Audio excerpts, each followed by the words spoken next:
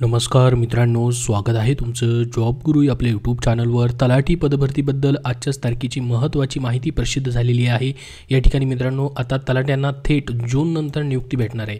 जी महत्त्वाची माहिती आहे ती अगोदर पाहूयात आपण। या ठिकाणी पाहू शकता, आचारसंहितेचा अडसर यादीनंतर उमेदवारांनी कागदपत्र पडताळणी करून मित्रांनो प्राधान्य नियुक्तीचा प्राधान्यक्रम दिला होता। मात्र याच दरम्यान लोकसभा निवडणुकीची आचारसंहिता लागल्याने या तलाठी पदांच्या नियुक्तीला आता नियुक्तीबाबत काय करावे या संदर्भात राज्यातील सर्व जिल्हाधिकाऱ्यांनी राज्य सरकारकडे विचारणा केली होती। पहा तर बघा काय म्हटलंय, आचारसंहितेनुसार राज्य सरकारला कुठल्याही पदासाठी नियुक्ती देता येत नसल्याचा नियम असल्याने राज्य सरकारने या संदर्भात केंद्रीय निवडणूक आयोगाकडे पत्रव्यवहार केला होता। आचारसंहिता सुरू होण्यापूर्वीच ही प्रक्रिया सुरू झाली असल्याने या उमेदवारांना नियुक्ती द्यावी अशी विनंती या पत्रात करण्यात आली होती। मात्र या नियुक्तीला मान्यता देण्यात येणार नसल्याचे आयोगातील सूत्रांचे म्हणणे आहे। त्यामुळे या उमेदवारांना आचारसंहिता संपल्यानंतर अर्थात जून नंतरच नियुक्ती मिळणार असल्याचे स्पष्ट झाले आहे। तर बघा मित्रांनो, नियुक्ती जी आहे आचारसंहितामध्ये देण्यात यावी अशी मागणी देखील या ठिकाणी निवडणूक आयोगाकडे केंद्राकडे या ठिकाणी विभागाने केलेली होती, परंतु त्याला मान्यता भेटलेली नाही। नियुक्ती जी आहे आता जून नंतर या ठिकाणी भेटणार आहे। तर याच्यामध्ये म्हटलं की त्यांनी की तलाठी भरती परीक्षामध्ये यशस्वी उमेदवाराकडून कागदपत्र पडताळणी तसेच प्राधान्यक्रम भरून घेतलेला आहे। त्यानंतर नियुक्तीसाठी मात्र केंद्रीय निवडणूक आयोगाची परवानगी मिळणे अपेक्षित होतं। मात्र ही परवानगी आता आचारसंहिता संपल्यानंतर मिळणार असे स्पष्ट झाले आहे। तर कुठलीच नियुक्ती जी आहे मित्रांनो या ठिकाणी देता येत नाही आचारसंहितेमध्ये। बाकी देखील पदांचे आपल्याला माहिती असेल, झेडपीचे देखील या ठिकाणी डॉक्युमेंट व्हेरिफिकेशन झालेले आहेत, काही पदांच्या परीक्षा देखील राहिलेल्या आहेत। त्यामुळे मित्रांनो जूनमध्येच या ठिकाणी सर्व प्रोसेस जी आहे ती होऊ शकते। आचारसंहितेमध्ये नियुक्ती देता येत नाही। त्याचबरोबर मित्रांनो निकाल लावलेले आहेत झेडपीचे, परंतु त्यांचीही नियुक्ती जी आहेत अजून राहिलेली आहेत। काही जणांची तर काही झेडपीने डॉक्युमेंट व्हेरिफिकेशन देखील या ठिकाणी कॅन्सल केलेले आहेत। तर तलाठी भरतीसाठी मित्रांनो तब्बल 1 वर्षाचा कालावधी लागणार असल्याने उमेदवार हवालदिल झाले आहेत।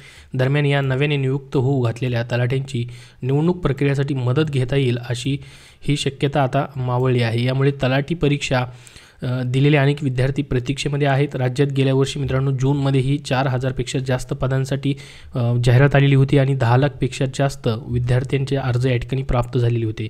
तर याच्यामध्ये मित्रांनो या परीक्षेबाबत असलेल्या आक्षेपांवर कार्यवाही करून भूमी अभिलेख विभागाने यंदाच्या मार्चमध्ये ही परीक्षेची अंतिम गुणवत्ता यादी देखील लावलेली होती आणि पेसा अंतर्गत असलेल्या 13 जिल्ह्यामध्ये निवड प्रक्रिया न्यायप्रविष्ट असल्याने थांबवण्यात आली होती। मात्र पेसा क्षेत्र गावनिहाय असल्याने केवळ अशाच गावांमधील 574 पदांची निवड प्रक्रिया स्थगित करून अन्य 1718 पदांसह सर्व 36 जिल्ह्यांमधील 4219 पदांसाठी सुधारित गुणवत्ता यादी देखील मित्रांनो प्रसिद्ध करण्यात आलेली होती। तर निवडणुकीसाठी याचा उपयोग झालेला असता असं देखील याच्यामध्ये म्हटलेलं आहे। पुणे जिल्ह्यामध्ये 368 उमेदवारांची निवड झाली होती। 2 उमेदवार अनुसूचित जातीतील माजी सैनिक प्रवर्गातील असल्याने त्यांच्या जागी उमेदवार मिळाले नव्हते। या जागी रिक्त आहेत। तर 368 पैकी 214 जणांना निवडणूक आयोगाच्या मान्यतेनंतर तातडीने उर्वरित 154 जणांना प्रवर्गातील पडताळणीनंतर नियुक्ती देता आली असती।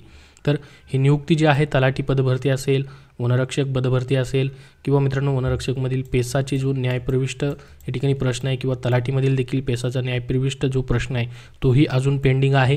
मात्र आता ज्यांचं नॉन पेसाचे देखील रिझल्ट लागलेले होते त्यांनाही नियुक्त्या जे आहेत ते या ठिकाणी देता येणार नाही। जून नंतर ही सर्व कार्यवाही जी आहे मित्रांनो केली जाणार आहे। तर याबद्दल जसे अजून अपडेट येईल तशी तुमच्यापर्यंत शेअर केली जाईल। या व्हिडिओमध्ये एवढीच महत्त्वाची माहिती तलाठी पदभरतीबद्दलची आणि जी आचारसंहिता सध्या चालू आहे मित्रांनो त्याच्यामुळं जून नंतरच सर्व प्रक्रिया जी आहे नियुक्तीची केली जाणार आहे आणि ज्या पण परीक्षा राहिलेल्या आहेत मित्रांनो त्याही जून नंतरच होण्याची शक्यता आहे। कारण की आचारसंहितेमध्ये जर मान्यता भेटली तरच परीक्षा घेता येतात आणि या विभागाला महसूल विभागाला देखील मान्यता मित्रांनो दिलेली नाही निवडणूक आयोगाने नियुक्त्या देण्यासाठी। पहिलीच परीक्षेची जाहिरात आलेली होती तरी देखील मित्रांनो।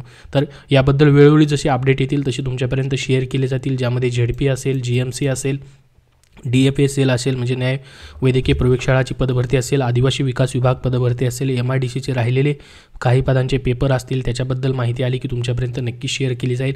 त्यासाठी आपल्या चॅनलला सबस्क्राईब करून ठेवा। हा व्हिडिओ नक्की लाईक करा। धन्यवाद। मित्रांनो, सध्याच्या सरळ सेवा पदभरतींसाठी तुम्हाला पुस्तक हवं असेल तर विजयपथ पब्लिकेशन पुणे यांनी पोलीस भरती प्रश्नपत्रिका संच 2023 मधील सर्व प्रश्नपत्रिका दिलेले आहेत. या पुस्तकामध्ये आत्ता सध्याची तुमची 17,000 पदांची मेगा भरती होते, ज्याचं ग्राउंड अगोदर होणार आहे आणि लेखी परीक्षेचा तुम्हाला तयारी करायची आहे तर त्यासाठी हा प्रश्नपत्रिका संच विजयपथ पब्लिकेशन पुणे यांचा तुम्हाला उपयोगी पडणार आहे. हा कुठल्याही बुक स्टोअरमधून किंवा ऑनलाईन देखील तुम्ही खरेदी करू शकतात. त्याचबरोबर पोलीस पदभरतीमधील ड्रायव्हर पदासाठी जे तांत्रिक प्रश्न विचारले जातात त्यासाठी सचिन कुरुन सर लिखित वाहनचालक भरती हे त्यांचं पुस्तक देखील प्रसिद्ध आहे किंवा महाराष्ट्र शासनाच्या सर्व प्रकारच्या वाहनचालक भरतीसाठी अत्यंत उपयुक्त आहे हे पुस्तक तांत्रिक प्रश्नांसाठी.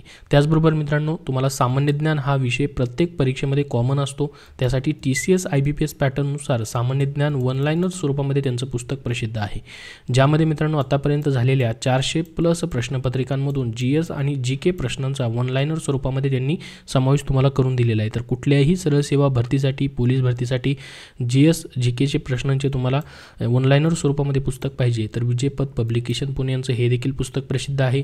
त्याचबरोबर राहिलेल्या झडपीमधील ग्रामसेवक पदांसाठी तुम्हाला तांत्रिक प्रश्नांचा अभ्यास करायचा आहे IBPS पॅटर्ननुसार तर ग्रामसेवक तांत्रिक डायरी हे त्यांचं पुस्तक आहे. ग्रामसेवक भरती 115 प्रश्नपत्रिका संच हे देखील त्यांचं पुस्तक प्रसिद्ध आहे.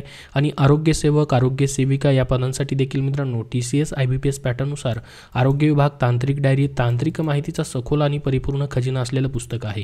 आरोग्य विभाग टॉपिक निहाय तांत्रिक प्रश्नसंच देखील तांत्रिक डायरी या पुस्तकावरती आधारित त्यांनी दिलेले आहेत.